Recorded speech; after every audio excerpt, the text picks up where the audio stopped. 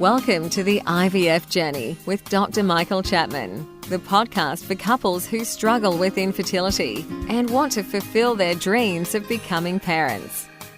In this podcast, you'll learn actionable strategies to deal with infertility from Dr. Michael Chapman, or Prof as he's affectionately known.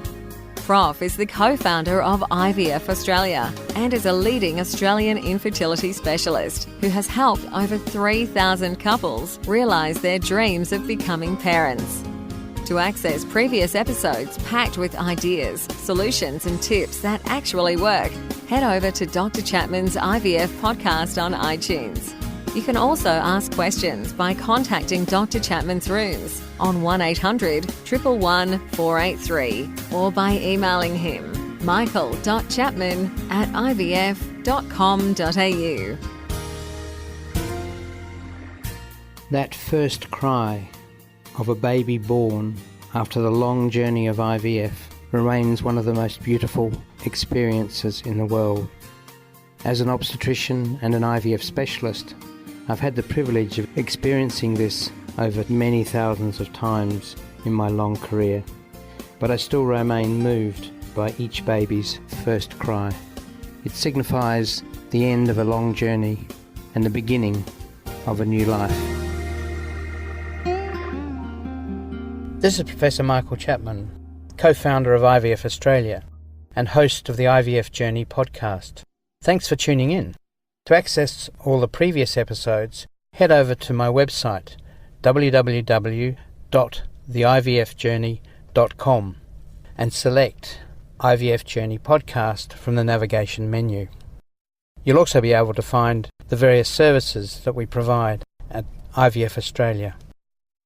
Every day the newspapers look for stories about IVF.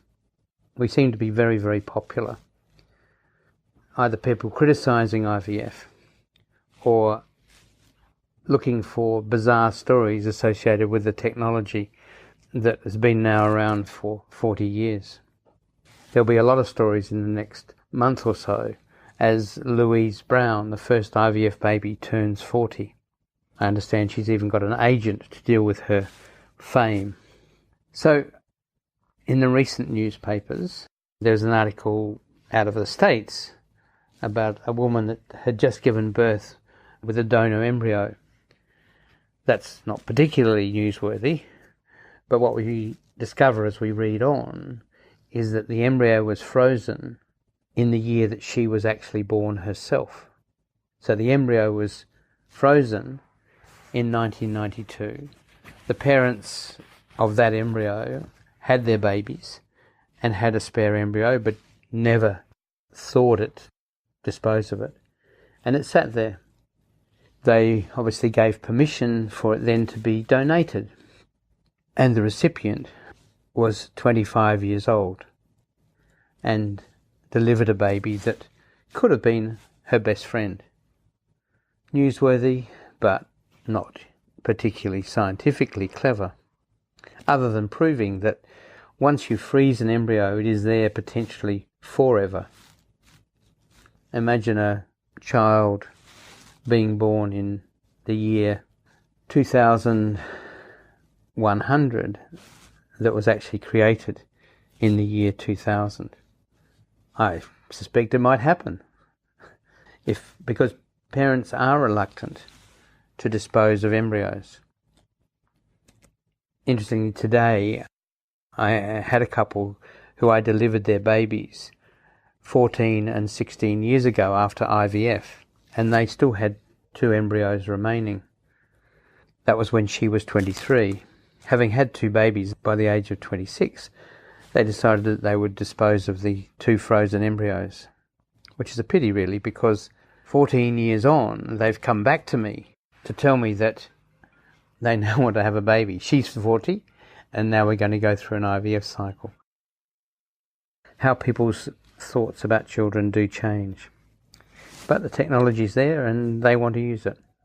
There's also a story in the newspapers recently, a baby being born to a late 40s Chinese woman who happens to be the mother of a set of parents who had embryos frozen, but unfortunately they died.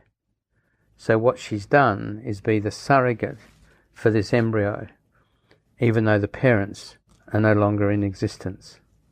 What do we think about that? Certainly caused a bit of stir in the world media. We keep on getting situations that really are quite abnormal. Women in their 70s having children. It's all technically possible, technologically possible.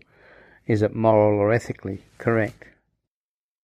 A woman in Melbourne who went to India and had a baby at the age of 70. She can afford it. Her husband is a retired surgeon. It turns out that her daughter, aged in her late 40s, was incredibly supportive and is quite comfortable about becoming the carer in the long term for that child. But is it right? Well, they did all the right things in some senses, and a child will certainly never lack support, both financial and emotional, but turning up to kindergarten with your 75-year-old mother is just a bit bizarre. But that's what technology brings us. And don't forget that you can access all the previous episodes by going to our website www.theivfjourney.com and select IVF Journey Podcast from the navigation menu. Thank you for listening to the IVF Journey with Dr. Michael Chapman, the podcast which helps couples negotiate their way through the IVF journey, all the way to parenthood. You can also ask questions by contacting Dr. Chapman's rooms on 1800 111 483 or by emailing him michael.chapman@ivf.com.au.